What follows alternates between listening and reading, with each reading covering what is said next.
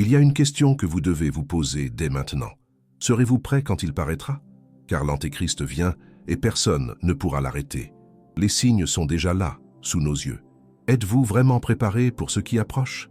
Mes bien-aimés, il y a une vérité qui se dresse devant nous comme une montagne inébranlable, une réalité que beaucoup préfèrent ignorer, mais qui avance inexorablement vers son accomplissement. L'Antéchrist vient et personne, absolument personne, ne pourra l'arrêter.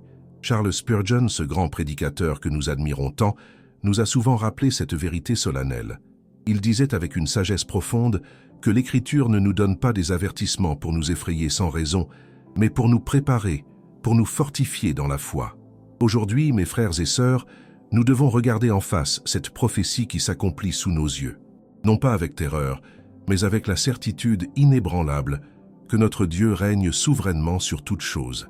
Écoutez attentivement ce que l'apôtre Jean nous révèle dans sa première épître, chapitre 2, verset 18. « Petits enfants, c'est la dernière heure, et comme vous avez appris qu'un antéchrist vient, il y a maintenant plusieurs antéchrists, par quoi nous connaissons que c'est la dernière heure. » Ces paroles ont été écrites il y a près de 2000 ans, et pourtant elles résonnent avec une actualité bouleversante dans notre génération. Permettez-moi de vous dire quelque chose qui pourrait vous surprendre. L'Antéchrist n'est pas simplement une figure du futur lointain, une caricature du mal que nous pouvons ignorer aujourd'hui. Non, mes amis, l'esprit de l'Antéchrist travaille déjà dans ce monde, préparant le terrain, conditionnant les cœurs, aveuglant les esprits. Spurgeon nous enseignait que chaque génération doit veiller, car l'ennemi ne dort jamais. Il prépare toujours son œuvre finale. Regardez autour de vous.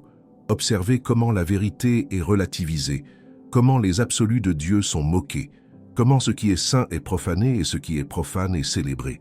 N'est-ce pas là l'esprit même de celui qui s'oppose à Christ? L'apôtre Paul nous avertit, dans sa deuxième lettre aux Thessaloniciens, chapitre 2, versets 3 et 4. Que personne ne vous séduise d'aucune manière, car il faut que l'apostasie soit arrivée auparavant, et qu'on ait vu paraître l'homme du péché, le fils de la perdition, l'adversaire qui s'élève au-dessus de tout ce qu'on appelle Dieu ou qu'on adore. Mes chers amis, comprenez-vous la gravité de ces paroles? L'apostasie doit venir d'abord. Ce n'est pas un abandon soudain de la foi, mais un processus graduel, presque imperceptible, où la vérité est mélangée avec l'erreur, où l'évangile est dilué pour plaire aux oreilles qui démangent. Nous vivons à une époque où beaucoup portent le nom de Christ sur leurs lèvres, mais renient sa puissance dans leur vie. L'Antéchrist viendra avec des signes et des prodiges mensongers. Il séduira même les élus, s'il était possible. Mais remarquez bien ce que l'Écriture nous dit. S'il était possible, il y a une protection divine pour ceux qui appartiennent véritablement à Christ. Spurgeon prêchait souvent sur cette sécurité du croyant. Il disait que nos âmes sont gardées non par notre propre force, mais par la puissance de Dieu, par la foi, pour le salut prêt à être révélé dans les derniers temps. Laissez-moi vous poser une question qui devrait faire trembler nos cœurs devant Dieu. Êtes-vous vraiment enraciné dans la parole de Dieu? Connaissez-vous vraiment Jésus-Christ ou le connaissez-vous simplement de nom? Car voyez-vous, la séduction viendra avec une telle sophistication, une telle apparence de piété, que seuls ceux qui connaissent intimement la voix du bon berger pourront discerner le mensonge. L'Antéchrist ne viendra pas en annonçant qu'il est l'ennemi de Dieu. Oh non, mes amis. Il viendra comme un sauveur, comme celui qui apporte des solutions aux problèmes du monde, comme celui qui unit l'humanité sous une bannière de paix et de prospérité. Mais c'est une paix sans le prince de la paix. C'est une unité qui exclut le seul nom par lequel nous devons être sauvés. Le prophète Daniel nous donne un aperçu terrifiant de cette figure dans le chapitre 7, verset 25. Il prononcera des paroles contre le Très-Haut. Il opprimera les saints du Très-Haut et il espérera changer les temps et la loi. Mais bien-aimés, nous devons comprendre que ce qui vient est inévitable selon le plan divin. Dieu, dans sa souveraineté absolue, a déjà décrété comment l'histoire se terminera. L'Antéchrist viendra, il accomplira son œuvre de séduction et de destruction, mais son règne sera court et sa fin sera certaine. Le Seigneur Jésus le détruira par le souffle de sa bouche et l'anéantira par l'éclat de son avènement. Alors pourquoi Dieu permet-il cela? Pourquoi permet-il que l'Antéchrist vienne? Spurgeon nous rappelait constamment que Dieu utilise même le mal pour accomplir ses desseins glorieux. L'Antéchrist sera le dernier grand test pour l'humanité, la dernière occasion de choisir entre la vérité et le mensonge, entre Christ et l'imposteur. qu'à travers cette épreuve, la fidélité du peuple de Dieu brillera comme l'or purifié par le feu. Écoutez cette promesse magnifique de l'Apocalypse, chapitre 13, verset 10. Si quelqu'un doit aller en captivité, il ira en captivité. Si quelqu'un doit être tué par l'épée, il faut qu'il soit tué par l'épée. C'est ici la persévérance et la foi des saints. Ces paroles nous appellent à une soumission totale à la volonté de Dieu, même face à la persécution la plus intense. Mais ne vous y trompez pas, mes amis. Notre appel n'est pas à la passivité. Notre appel est à la vigilance spirituelle, à la préparation de nos cœurs, au renforcement de notre foi. Nous devons être comme les vierges sages de la parabole, nos lampes allumées, nos réserves d'huile pleines, attendant avec patience et fidélité le retour de notre époux. Si vous m'écoutez aujourd'hui et que vous n'avez pas encore donné votre vie à Jésus-Christ, je vous supplie, ne tardez pas. Le temps presse. L'horloge prophétique avance rapidement vers minuit. Si vous ressentez en ce moment même un appel dans votre cœur, c'est le Saint-Esprit qui vous attire vers le Sauveur. Ne résistez pas à cet appel. Aujourd'hui est le jour du salut. Et vous qui connaissez déjà le Seigneur, fortifiez-vous dans sa grâce. Lisez sa parole avec une faim nouvelle. Priez sans cesse. Assemblez-vous avec d'autres croyants. Car les jours sont mauvais et ils deviendront encore plus sombres avant l'aube glorieuse du retour de Christ. Si ce message vous touche, je vous invite à vous abonner à cette chaîne pour recevoir davantage d'enseignements qui nourrissent votre âme et fortifient votre foi. Ensemble, nous marcherons dans la lumière de la parole de Dieu. J'aimerais également vous parler d'une ressource précieuse que nous avons préparée pour vous aider dans votre marche avec Dieu. Notre e-book 21 jours pour restaurer votre intimité avec Dieu vous guidera dans un voyage spirituel transformateur. Vous trouverez le lien dans le premier commentaire épinglé sous cette vidéo. C'est un outil que beaucoup ont trouvé utile pour approfondir leur relation avec le Seigneur en ces temps troublés. La question n'est plus de savoir si l'Antéchrist viendra. La question est, serez-vous prêt quand il paraîtra? Votre foi est-elle suffisamment ancrée dans Christ pour résister à la tempête qui approche? Mes bien-aimés, je prie que Dieu grave ces vérités dans vos cœurs et vous prépare pour ce qui vient.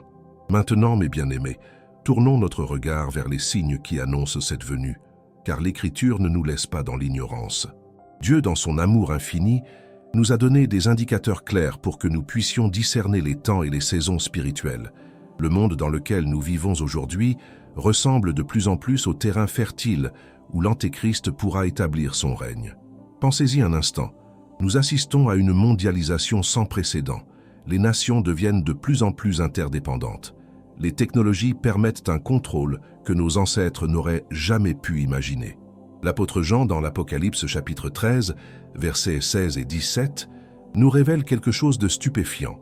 Elle fit que tous, petits et grands, riches et pauvres, libres et esclaves, reçussent une marque sur leur main droite ou sur leur front, et que personne ne put acheter ni vendre sans avoir la marque.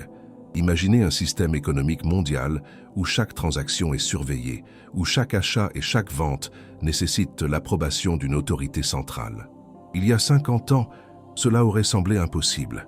Aujourd'hui, nous voyons comment les fondations d'un tel système sont déjà en place. Les monnaies digitales, les identités numériques, les systèmes de surveillance sophistiqués. Tout converge vers une centralisation du pouvoir qui serait parfaite pour le règne de l'Antéchrist. Mais comprenez bien, mes amis, je ne vous dis pas cela pour vous remplir de peur ou pour vous faire pointer du doigt chaque avancée technologique comme étant diabolique. Non, je vous dis cela pour que vous compreniez que nous vivons dans des temps prophétiques, que l'histoire avance selon le plan divin et que nous devons être spirituellement éveillés. L'Antéchrist aura besoin de plusieurs choses pour établir son règne.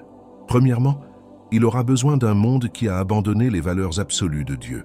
Regardez notre société aujourd'hui.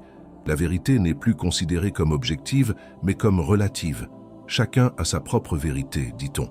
Mais Jésus a déclaré dans l'évangile de Jean, chapitre 14, verset 6, « Je suis le chemin, la vérité et la vie. Nul ne vient au Père que par moi. » Cette affirmation exclusive est de plus en plus rejetée comme intolérante et étroite d'esprit. Deuxièmement, l'Antéchrist aura besoin d'une génération qui désire un sauveur terrestre plutôt qu'un sauveur céleste. Et n'est-ce pas exactement ce que nous voyons? Les gens cherchent des solutions politiques à des problèmes spirituels. Ils attendent un leader charismatique qui leur promette la paix, la sécurité, la prospérité. Ils sont prêts à échanger leur liberté contre la promesse d'un monde meilleur. L'humanité a toujours eu cette tendance. Souvenez-vous d'Israël dans le désert. Dieu venait de les libérer miraculeusement de l'esclavage en Égypte. Mais à peine Moïse était-il monté sur la montagne pour rencontrer Dieu que le peuple a exigé d'Aaron qu'il leur fasse un veau d'or. Ils voulaient un Dieu qu'ils pouvaient voir, contrôler, manipuler selon leurs désirs. L'Antéchrist sera exactement cela, un Dieu fait à l'image de l'homme déchu, un Dieu qui approuve leurs péchés et flatte leur orgueil. Troisièmement, l'Antéchrist aura besoin d'une apostasie généralisée dans l'Église elle-même. Et mes bien-aimés, c'est peut-être le signe le plus douloureux à reconnaître. L'apôtre Paul prophétisait dans sa première lettre à Timothée, chapitre 4, versets 1 et 2. L'Esprit dit expressément que, dans les derniers temps, quelques-uns abandonneront la foi pour s'attacher à des esprits séducteurs et à des doctrines de démons, par l'hypocrisie de faux docteurs portant la marque de la flétrissure dans leur propre conscience. Combien d'églises aujourd'hui ont abandonné la prédication de la parole de Dieu pour plaire aux foules? Combien ont dilué l'Évangile pour le rendre plus acceptable, plus moderne, plus inclusif selon les standards du monde? On ne parle plus du péché comme d'une offense à la sainteté de Dieu. On ne prêche plus la repentance comme condition du salut. On ne mentionne plus l'enfer de peur d'offenser les sensibilités contemporaines. Cette apostasie prépare le terrain pour l'Antéchrist. Car lorsque les églises cessent d'être le sel de la terre et la lumière du monde, lorsqu'elles cessent de proclamer la vérité sans compromis, alors les ténèbres peuvent avancer sans résistance. L'Antéchrist trouvera même des alliés parmi ceux qui portent le nom de Christ, mais qui ne le connaissent pas véritablement. Permettez-moi de vous parler d'un autre signe crucial. L'Antéchrist émergera dans un contexte de chaos et de crise mondiale. L'histoire nous enseigne que les dictateurs et les tyrans arrivent au pouvoir lorsque les peuples sont désespérés, lorsqu'ils cherchent quelqu'un qui apporte de l'ordre au milieu du chaos. Pensez aux guerres, aux rumeurs de guerre, aux tremblements de terre, aux famines, aux pandémies. Jésus lui-même nous a avertis dans l'Évangile de Matthieu, chapitre 24, que ces choses seraient le commencement des douleurs. Mais voici ce qui est fascinant, mes amis. Ces crises ne sont pas accidentelles dans le plan divin. Elles font partie du processus par lequel Dieu secoue tout ce qui peut être secoué, afin que ce qui ne peut être ébranlé demeure. Dieu permet ces épreuves pour révéler ce qui est authentique et ce qui est faux, pour séparer le blé de l'ivraie, pour purifier son Église. L'Antéchrist utilisera ces crises pour se présenter comme le sauveur dont le monde a besoin. Il promettra la paix quand tout le monde parle de guerre. Il promettra la prospérité quand l'économie mondiale chancelle. Il promettra l'unité quand les nations sont divisées. Et beaucoup de gens croiront en lui parce qu'ils ne connaissent pas la véritable source de la paix. Le prophète Jérémie nous avertissait déjà à son époque, au chapitre 6, verset 14. « Ils pensent à la légère la plaie de mon peuple. Paix, paix, disent-ils, et il n'y a point de paix. » L'Antéchrist sera le médecin ultime qui applique un pansement sur une plaie gangrenée, qui proclame la guérison, alors que la maladie spirituelle continue de ronger l'âme de l'humanité. Mais bien-aimés, je veux que vous compreniez quelque chose de profondément important. L'Antéchrist ne sera pas reconnu immédiatement comme l'ennemi de Dieu. Au contraire, il sera admiré, célébré, adoré même. L'Apocalypse nous dit que la terre entière sera dans l'admiration derrière la bête. Les médias le présenteront comme un génie, un visionnaire, un homme de paix. Les leaders religieux le soutiendront. Les masses se presseront pour l'écouter. C'est pourquoi le discernement spirituel est absolument crucial. Sans une connaissance profonde de la parole de Dieu, sans une relation intime avec le Saint-Esprit, il sera impossible de résister à cette séduction. L'apôtre Jean nous exhorte dans sa première épître, chapitre 4, verset 1, « Bien-aimés, n'ajoutez pas foi à tout esprit, mais éprouvez les esprits, pour savoir s'ils sont de Dieu, car plusieurs faux prophètes sont venus dans le monde. » Comment éprouve-t-on les esprits? En les comparant à la parole de Dieu. Tout enseignement, toute doctrine, tout leader doit être mesuré à l'aune de l'Écriture. Si quelque chose contredit la parole de Dieu, peu importe combien cela semble attrayant ou raisonnable, nous devons le rejeter. La parole de Dieu est notre ancre dans la tempête, notre boussole dans l'obscurité, notre fondation inébranlable. L'Antéchrist blasphémera contre Dieu. Il se proclamera lui-même Dieu. Il exigera l'adoration qui n'appartient qu'au Très-Haut, et ceux qui refuseront de l'adorer feront face à la persécution, à l'exclusion économique et même à la mort. Mais écoutez cette promesse glorieuse de l'Apocalypse, chapitre 20, verset 4. Ils revinrent à la vie, et ils régnèrent avec Christ pendant 1000 ans. Ceux qui meurent pour Christ ne perdent pas leur vie, ils la trouvent pour l'éternité. Alors que devons-nous faire, mes bien-aimés? Comment devons-nous vivre sachant que ces jours approchent? Car voyez-vous, la connaissance prophétique ne nous est pas donnée pour satisfaire notre curiosité ou pour nous rendre passifs. Elle nous est donnée pour nous équiper, pour nous fortifier, pour nous préparer à tenir ferme dans les jours mauvais. La première chose que nous devons faire est de nous assurer que notre relation avec Jésus-Christ est authentique et profonde. Trop de gens se contentent d'une religion superficielle, d'un christianisme de surface qui ne résistera pas à l'épreuve. Jésus nous a avertis dans l'évangile de Matthieu, chapitre 7, versets 21 à 23. « Ceux qui me disent « Seigneur, Seigneur » n'entreront pas tous dans le royaume des cieux, mais celui-là seul qui fait la volonté de mon Père qui est dans les cieux. Plusieurs me diront en ce jour-là, « Seigneur, Seigneur, n'avons-nous pas prophétisé par ton nom ?» Alors je leur dirai ouvertement, « Je ne vous ai jamais connu, retirez-vous de moi. » Ces paroles devraient nous faire trembler, mes amis. Il y aura des gens qui ont fait des choses religieuses, qui ont utilisé le nom de Jésus, qui ont même accompli des miracles apparents, mais qui n'ont jamais véritablement connu le Seigneur. Connaissez-vous vraiment Jésus? Pas seulement des informations sur lui, mais lui-même? Avez-vous une relation vivante avec lui, ou simplement une affiliation religieuse? Dans les jours de l'Antéchrist, seuls ceux qui connaissent vraiment Christ pourront tenir ferme. Parce que la séduction sera si subtile, si sophistiquée, que seule une intimité réelle avec le bon berger permettra de distinguer sa voix des voix étrangères. Jésus a dit dans l'évangile de Jean, chapitre 10, verset 27, « Mes brebis entendent ma voix, je les connais, et elles me suivent. » Deuxièmement, nous devons nous enraciner profondément dans la parole de Dieu. L'Écriture doit devenir notre pain quotidien, notre nourriture spirituelle, notre arme contre la séduction. Le psalmiste déclare au psaume 119, verset 105, « Ta parole est une lampe à mes pieds et une lumière sur mon sentier. Sans cette lampe, nous marcherons dans les ténèbres et nous nous égarerons facilement. » Combien de chrétiens aujourd'hui négligeant la lecture de la Bible? Combien préfèrent les opinions des hommes à la révélation de Dieu? Combien se nourrissent davantage des réseaux sociaux que de l'Écriture? Mes bien-aimés, si nous ne connaissons pas la parole de Dieu, comment pourrons-nous reconnaître l'erreur quand elle se présentera? L'Antéchrist utilisera des versets bibliques tordus, des demi-vérités, des doctrines qui sonnent presque correctes, mais qui sont empoisonnées par le mensonge. Seuls ceux qui connaissent vraiment l'Écriture pourront discerner ces distorsions. C'est exactement ce que Satan a fait quand il a tenté Jésus dans le désert. Il a cité l'Écriture, mais de manière tordue.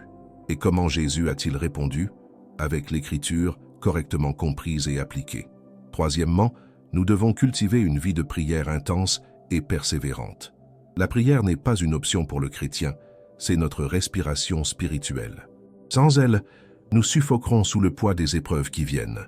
L'apôtre Paul nous exhorte dans sa lettre aux Éphésiens, chapitre 6, verset 18, « Faites en tout temps par l'Esprit toutes sortes de prières et de supplications. Veillez à cela avec une entière persévérance et priez pour tous les saints. » Remarquez ces mots, « en tout temps » avec une entière persévérance. Pas seulement quand nous en avons envie, pas seulement quand c'est pratique, mais en tout temps. Pourquoi? Parce que nous sommes dans une guerre spirituelle, mes amis. Et cette guerre s'intensifiera à mesure que nous approchons de la fin. L'Antéchrist aura des armes spirituelles puissantes et nous ne pouvons les combattre qu'avec des armes spirituelles encore plus puissantes. La prière est l'une de ces armes. Quatrièmement, nous devons nous engager profondément dans une communauté de croyants authentiques. L'auteur de l'Épître aux Hébreux nous avertit au chapitre 10, verset 25. « N'abandonnons pas notre assemblée, comme c'est la coutume de quelques-uns, mais exhortons-nous réciproquement, et cela d'autant plus que vous voyez s'approcher le jour. » Notez bien cette dernière phrase, « d'autant plus que vous voyez s'approcher le jour ». À mesure que les temps deviennent plus difficiles, notre besoin de communion fraternelle augmente, il ne diminue pas. Nous aurons besoin les uns des autres pour tenir ferme. Nous aurons besoin d'encouragement mutuel, de correction fraternelle, de soutien spirituel. Dans les jours de l'Antéchrist, il y aura une pression énorme pour abandonner la foi, pour se conformer au système du monde, pour accepter la marque de la bête. Ceux qui sont isolés tomberont facilement. Mais ceux qui sont entourés de frères et sœurs solides dans la foi auront la force de résister. L'Ecclésiaste nous enseigne au chapitre 4, verset 12, qu'une corde à 3 brins ne se rompt pas facilement. Cinquièmement, nous devons développer un détachement des choses de ce monde. L'apôtre Jean nous avertit dans sa première épître, chapitre 2, versets 15 à 17. « N'aimez point le monde, ni les choses qui sont dans le monde. Si quelqu'un aime le monde, l'amour du Père n'est point en lui. Car tout ce qui est dans le monde, la convoitise de la chair, la convoitise des yeux et l'orgueil de la vie, ne vient point du Père, mais vient du monde. Et le monde passe, et sa convoitise aussi, mais celui qui fait la volonté de Dieu demeure éternellement. Mais bien-aimés, si nous sommes trop attachés aux commodités de ce monde, à notre confort matériel, à notre sécurité financière, nous serons vulnérables à la séduction de l'Antéchrist. Car son système offrira prospérité et sécurité à ceux qui se soumettent. Mais à quel prix? Au prix de notre âme éternelle. Nous devons apprendre à tenir les choses de ce monde avec une main ouverte, prêts à tout abandonner pour Christ. Notre trésor doit être au ciel, pas sur terre. Notre citoyenneté est dans les cieux, pas dans ce monde qui passe. Si nous comprenons vraiment cela, alors même la menace de perdre nos biens, notre position sociale ou notre vie physique ne pourra nous faire renier Christ. Sixièmement, nous devons être prêts à souffrir pour Christ. C'est un message que beaucoup ne veulent pas entendre dans notre époque de christianisme confortable et prospère. Mais l'apôtre Paul déclare sans ambiguïté dans sa deuxième lettre à Timothée, chapitre 3, verset 12, « Tous ceux qui veulent vivre pieusement en Jésus-Christ seront persécutés. » La persécution n'est pas l'exception pour le chrétien fidèle, c'est la norme.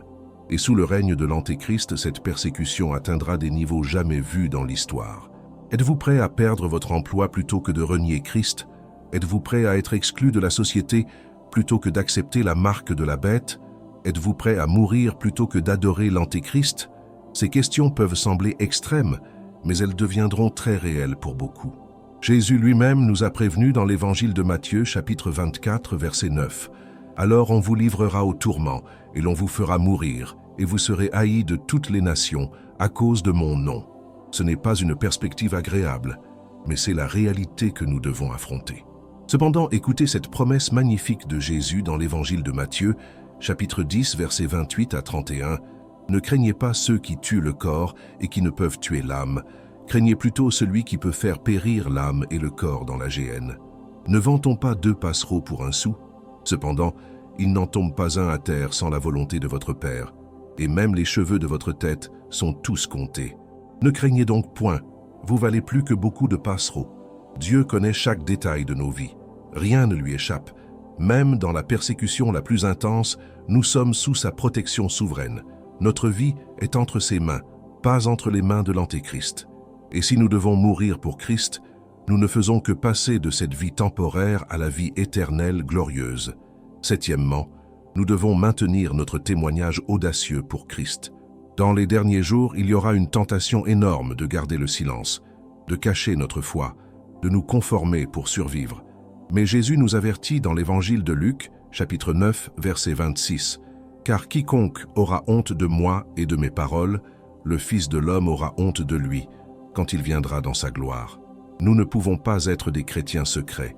Notre lumière doit briller, même et surtout dans les ténèbres les plus épaisses.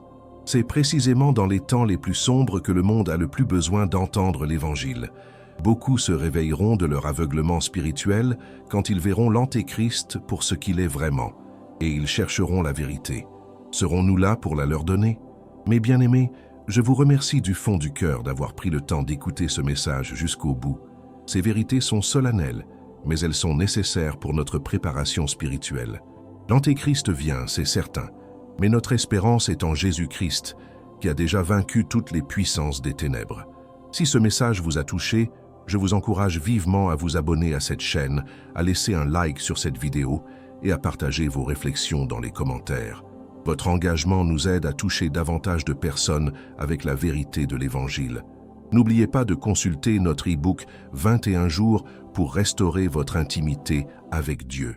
Le lien se trouve dans le premier commentaire épinglé. C'est un outil précieux pour fortifier votre marche quotidienne avec le Seigneur. Continuez à regarder les prochaines vidéos qui apparaîtront sur votre écran. Que Dieu vous bénisse et vous garde dans sa grâce. Maranatha, le Seigneur vient,